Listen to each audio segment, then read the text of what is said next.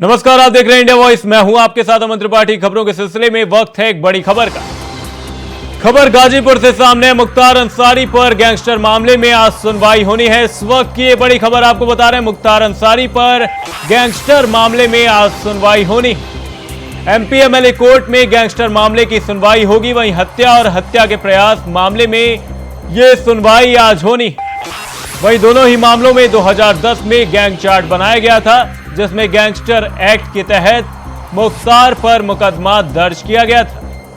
वहीं दोनों ही मामलों में मूल केस में मुख्तार बरी हो चुके हैं।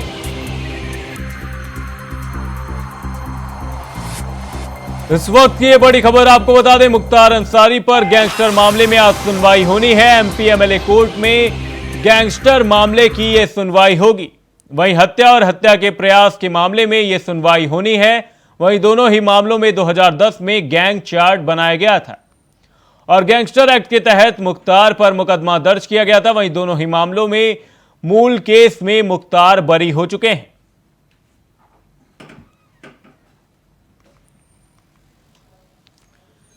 इसी खबर पर गाजीपुर से हमारे संवाददाता सुशील तिवारी हमारे साथ जुड़े हुए हैं। सुशील, मैं आपसे जानना चाहूंगा, आज क्या कुछ सुनवाई रहने वाली है, साथ ही ये पूरा मामला क्या है जिसके तहत मुख्तार अंसारी पर एमपी एमएलए कोर्ट में आज गैंगस्टर मामले में ये सुनवाई होनी है?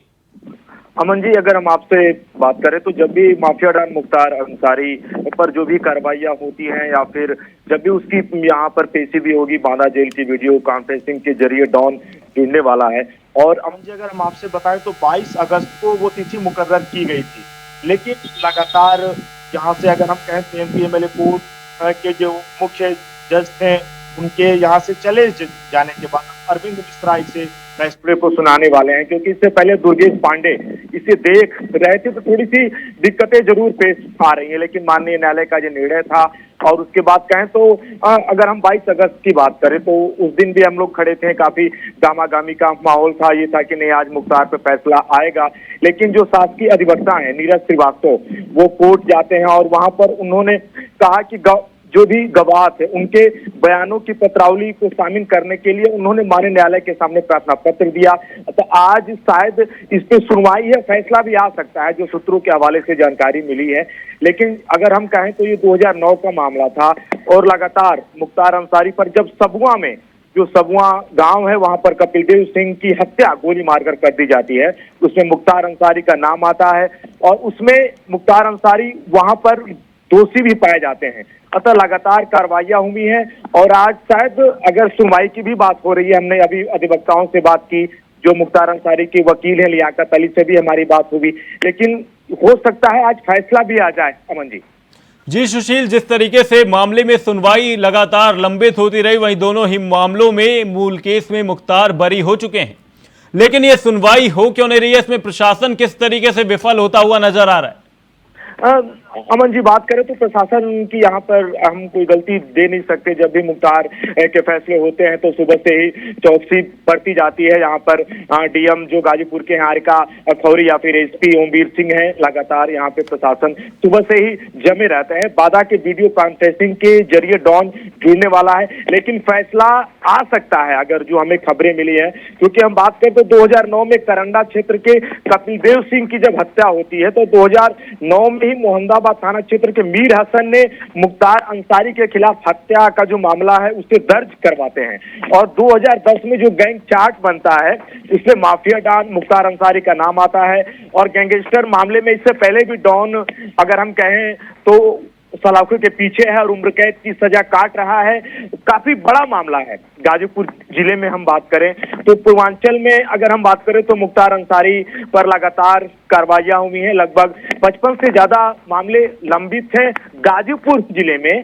अमन जी, अगर हम आपको बताएं तो ये अंतिम मामला है जो कि कपिलदेव सिंह हत्याकांड का जो मामला है और मुख्तार अंसारी पर आज सुनवाई होगी और उसकी तिथि शायद फैसला भी आ जाए। बहुत बहुत धन्यवाद सुशील तमाम जानकारी के लिए। आपको बता दें, मुख्तार अंसारी पर गैंगस्टर मामले में आज सुनवाई होनी है। सीधा रुख करते हैं रोजगार मेले का, जहां पर प्रधानमंत्री नरेंद्र मोदी संबोधन करते हुए नजर आ रहे हैं। क्या कुछ कह रहे हैं पीएम मोदी, सुनते हैं।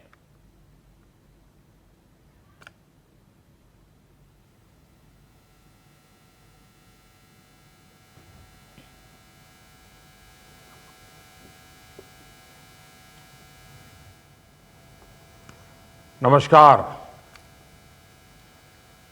आजादी के इस अमृत काल में देश की आजादी के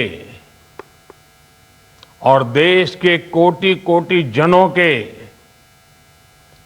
अमृत रक्षक बनने पर आप सबको बहुत बहुत बधाई। मैंने आपको अमृत रक्षक इसलिए कहा क्योंकि आज जिन युवाओं को नियुक्ति पत्र मिल रहा है वो देश की सेवा के साथ साथ देश के नागरिकों की, देश की रक्षा भी करेंगे।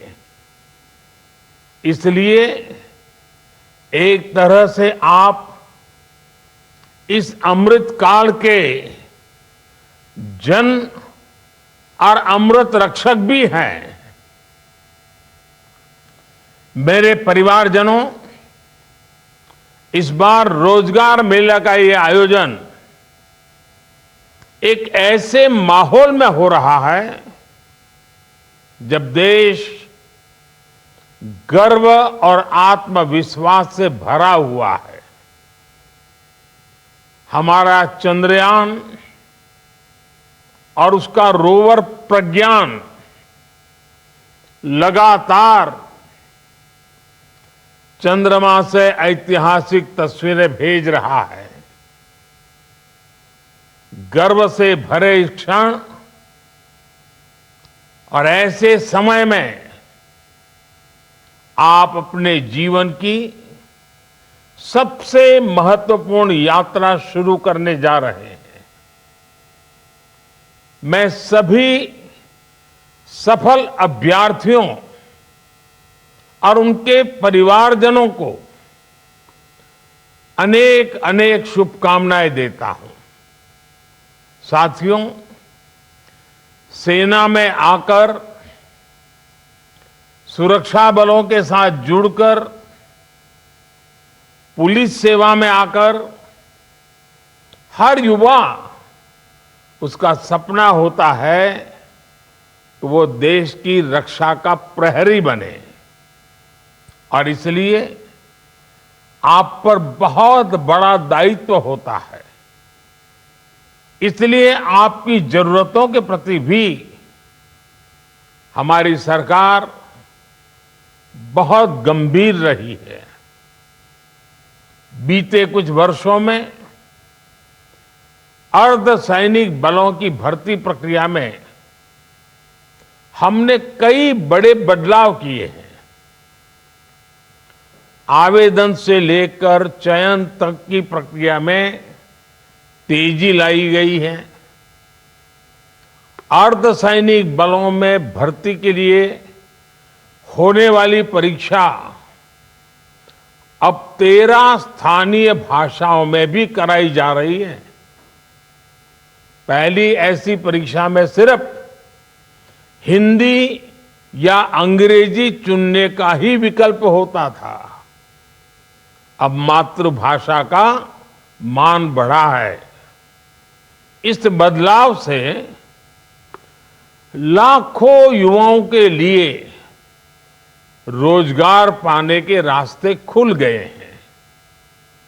पिछले वर्ष भी छत्तीसगढ़ के नक्सल प्रभावित जिलों में सैकड़ों आदिवासी युवकों की नियुक्ति की गई थी। इन्हें नियमों में छूट देकर सुरक्षा बल में भर्ती पाने का अवसर दिया गया ताकि विकास की मुख्य धारा से जुड़े रहें। इसी तरह बॉर्डर डिस्ट्रिक्ट और उग्रवाद प्रभावित जिलों के युवाओं के लिए कांस्टेबल भर्ती परीक्षा में कोटा बढ़ाया गया है। सरकार के प्रयासों से अर्धसैनिक बलों को लगातार मजबूती मिल रही है। साथियों, देश का विकास सुनिश्चित करने में आपके दायित्व की महत्वपूर्ण भूमिका है। सुरक्षा का वातावरण, कानून का राज विकास की रफ्तार को तेज कर देता है। आप यूपी का उदाहरण ले सकते हैं। कभी यूपी विकास के मामले में बहुत पीछे था और अपराध के मामले में बहुत आगे, लेकिन अब कानून का राज स्थापित होने से यूपी विकास की नई ऊंचाई छू रहा है। कभी गुंडों माफिया की दहशत में रहने वाले उत्तर प्रदेश में आज भयमुक्त समाज की स्थापना हो रही है। कानून व्यवस्था का ऐसा शासन लोगों में विश्वास पैदा करता है और जब अपराध कम हुआ है तो यूपी में निवेश भी बढ़ रहा है, इन्वेस्टमेंट आ रहा है। इसके उलट हम ये भी देखते हैं कि जिन राज्यों में अपराध चरम पर है वहां निवेश भी उतना ही कम हो रहा है। सारे रोजी रोटी के सारे काम ठप पड़ जाते हैं। मेरे परिवारजनों, आजकल आप लगातार पढ़ते भी हैं और देखते भी हैं कि भारत दुनिया की सबसे तेजी से बढ़ती हुई अर्थव्यवस्था है। भारत इस दशक में टॉप 3 अर्थव्यवस्था में शामिल हो जाएगा और ये गारंटी जब मैं आपको देता हूं ना, बड़ी जिम्मेवारी के साथ मेरे देशवासी, मेरे परिवारजनों को ये मोदी गारंटी देता है। लेकिन जब आप ये पढ़ते हैं तो एक सवाल आपके मन में जरूर आता होगा कि इसका देश के सामान्य नागरिक पर क्या असर होगा, और ये सवाल बहुत स्वाभाविक भी है। साथियों, किसी भी अर्थव्यवस्था को आगे बढ़ने के लिए ये जरूरी है कि देश के हर सेक्टर का विकास हो। फूड सेक्टर से लेकर के फार्मा तक, स्पेस से लेकर के स्टार्टअप तक, जब हर सेक्टर आगे बढ़ेगा तो अर्थव्यवस्था भी आगे बढ़ेगी। आप फार्मा इंडस्ट्री का उदाहरण ले लीजिए। महामारी के समय भारत के फार्मा इंडस्ट्री की बहुत सराहना की गई। आज ये इंडस्ट्री 4 लाख करोड़ रुपए से ज्यादा की है और कहा यह जा रहा है कि 2030 तक भारत की फार्मा इंडस्ट्री करीब 10 लाख करोड़ रुपए की हो जाएगी। अब ये फार्मा इंडस्ट्री आगे बढ़ेगी तो इसका क्या मतलब हुआ? इसका मतलब ये हुआ कि इस दशक में फार्मा इंडस्ट्री को आज की तुलना में कई गुना ज्यादा युवाओं की जरूरत पड़ेगी। रोजगार के अनेक नए अवसर आएंगे। साथियों, आज देश में ऑटोमोबाइल और ऑटो कंपोनेंट्स, इस इंडस्ट्री में भी बहुत तेजी से बढ़त देखने को मिल रही है। फिलहाल ये दोनों इंडस्ट्री 12 लाख करोड़ रुपए से ज्यादा की है। आने वाले वर्षों में इसके और बढ़ने की उम्मीद है।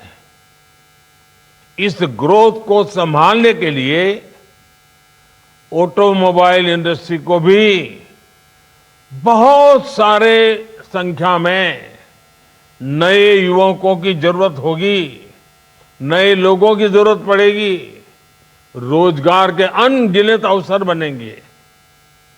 आपने देखा होगा कि इन दिनों फूड प्रोसेसिंग इंडस्ट्री के महत्व की भी काफी चर्चा होती है। भारत का फूड प्रोसेसिंग मार्केट पिछले साल करीब करीब 26 लाख करोड़ रुपए का था। अब अगले 3-3.5 साल में ये सेक्टर करीब 35 लाख करोड़ रुपए का हो जाएगा। यानी जितना विस्तार होगा उतने अधिक युवकों की जरूरत पड़ेगी, उतने नए रोजगार के मौके खुल जाएंगे। साथियों, भारत में आज इंफ्रास्ट्रक्चर का तेजी से विकास हो रहा है। पिछले 9 साल में केंद्र सरकार ने 30 लाख करोड़ रुपए से ज्यादा इंफ्रास्ट्रक्चर पर खर्च किए हैं। इससे देश भर में कनेक्टिविटी का विस्तार तो हो ही रहा है। इसने पर्यटन और हॉस्पिटैलिटी सेक्टर में नई संभावनाओं को जन्म दिया है और नई संभावनाओं का सीधा मतलब है कि ज्यादा से ज्यादा रोजगार के मौके बनते जा रहे हैं। साथियों, 2030 तक हमारी अर्थव्यवस्था में टूरिज्म सेक्टर का योगदान 20 लाख करोड़ रुपए से भी ज्यादा होने का अनुमान है। माना जा रहा है कि अकेले इस इंडस्ट्री से 13 से 14 करोड़ लोगों को नए रोजगार की संभावना बढ़ने वाली है। इन सारे उदाहरणों से आप समझ कर सकते हैं कि भारत का विकास सिर्फ नंबर की रेस नहीं है। इस विकास का भारत के हर नागरिक के जीवन पर प्रभाव पड़ेगा। इसका मतलब है कि बड़ी संख्या में रोजगार के अवसर तैयार हो रहे हैं और इससे आय में बढ़ोतरी और क्वालिटी ऑफ लाइफ सुनिश्चित हो रही है। हम परिवार में भी देखते हैं ना, अगर हम किसान हैं, अच्छी फसल हुई, ज्यादा फसल हुई, अच्छे दाम मिले तो घर के अंदर कैसे रौनक आ जाती है। कपड़े नए आते हैं, बाहर जाने का मन करता है, नई चीजें खरीदने का मन करता है। घर की अगर आय बढ़ी तो घर के लोगों के जीवन में भी बदलाव आता है। जैसे परिवार में है ना, देश में भी वैसा ही है। जैसे देश की आय बढ़ती है, देश की ताकत बढ़ती है, देश में संपत्ति बढ़ती है, तो देश के नागरिकों का जीवन संपन्न बनना शुरू हो जाता है। साथियों, पिछले 9 वर्षों के हमारे प्रयासों से परिवर्तन का एक और नया दौर दिखने लगा है। पिछले साल भारत ने रिकॉर्ड एक्सपोर्ट किया। ये संकेत है कि दुनिया भर के बाजारों में भारतीय सामानों की डिमांड लगातार बढ़ रही है।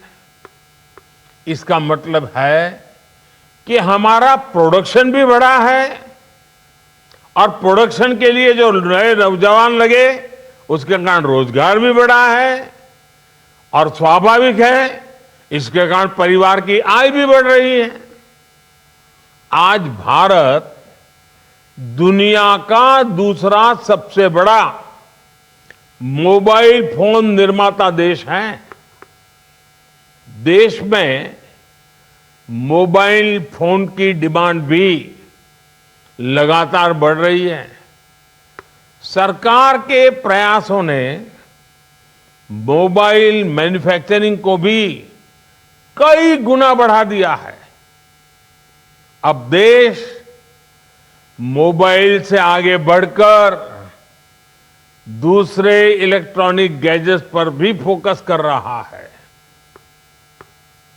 आईटी हार्डवेयर प्रोडक्शन के लिए क्षेत्र में हम वैसी ही सफलता दोहराने वाले हैं जैसी मोबाइल के क्षेत्र में हासिल की है। वो दिन दूर नहीं होगा जब मोबाइल की तरह ही भारत में बने एक से बढ़कर एक लैपटॉप, टैबलेट और पर्सनल कंप्यूटर दुनिया में हमारी शान बढ़ाएंगे। वोकल फॉर लोकल के मंत्र पर चलते हुए भारत सरकार भी made in India laptop, computer जैसे अनेक प्रोडक्ट्स खरीदने पर जोर दे रही है। इससे मैन्युफैक्चरिंग भी बढ़ी है और युवाओं के लिए रोजगार के नए मौके भी बन रहे हैं। इसलिए मैं फिर कहूंगा, अर्थव्यवस्था के इस पूरे चक्र को संभालने की, इसे सुरक्षा देने की बहुत बड़ी जिम्मेदारी आप सभी, जब ये सुरक्षा कर्मी के रूप में आपका जीवन आरंभ हो रहा है, आपका कार्य आरंभ हो रहा है, तो कितनी जिम्मेवारी आपके सर पर है, इसका आप भली भांति अंदाज लगा सकते हैं। मेरे परिवारजनों, 9 साल पहले आज के ही दिन प्रधानमंत्री जन धन योजना लॉन्च की गई थी। इस योजना ने गांव और गरीब के आर्थिक सशक्तिकरण के साथ ही रोजगार निर्माण में भी बहुत बड़ी भूमिका निभाई है। 9 साल पहले देश में बहुत बड़ी संख्या में लोगों के पास बैंक खाता ही नहीं था। बेचारों ने बैंक का दरवाजा नहीं देखा था। लेकिन जनधन योजना के कारण बीते 9 वर्षों में 50 करोड़ से ज्यादा नए बैंक खाते खोल चुके हैं। इस सीधा रुख करते हैं फर्रुखाबाद का, जहां पर मुख्यमंत्री योगी आदित्यनाथ बाढ़ पीड़ितों से भेंट मुलाकात करते हुए नजर आ रहे हैं। वहीं पीड़ितों को राहत सामग्री बांटते हुए सीएम योगी आदित्यनाथ नजर आ रहे हैं। फर्रुखाबाद में बाढ़ पीड़ितों से सीएम योगी आदित्यनाथ मुलाकात करने वाले हैं। वहीं इस कार्यक्रम में पीड़ितों को राहत सामग्री बांटते हुए सीएम योगी आदित्यनाथ नजर आएंगे।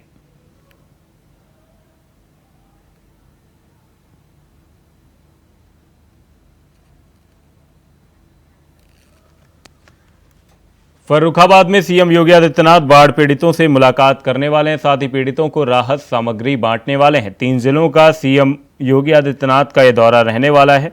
इस दौरे के दौरान सीएम योगी आदित्यनाथ पीड़ितों से मुलाकात करेंगे, साथ ही उन्हें राहत सामग्री बांटते हुए नजर आएंगे।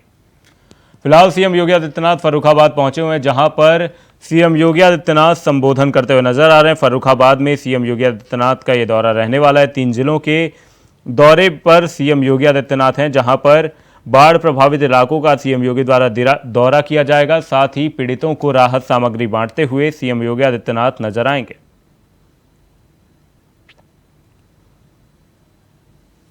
सीएम योगी बाढ़ प्रभावित इलाकों का दौरा करने वाले हैं। वहीं पीड़ितों को राहत सामग्री बांटते हुए भी सीएम योगी आदित्यनाथ नजर आएंगे। फिलहाल सीएम योगी आदित्यनाथ फर्रुखाबाद में पहुंचे हुए हैं, जहां पर वो बाढ़ प्रभावित लोगों से मुलाकात करेंगे, साथ ही पीड़ितों को राहत सामग्री बांटते हुए नजर आएंगे।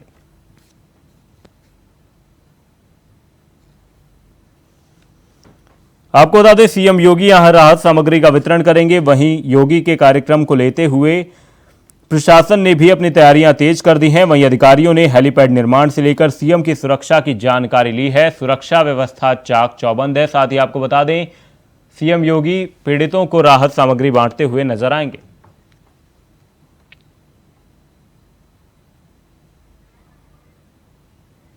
फिलहाल के लिए इस बुलेटिन में सिर्फ इतना ही। कहीं जाइएगा नहीं, इंडिया वॉइस पर खबरों का सिलसिला रहेगा जारी। तब तक के लिए नमस्कार।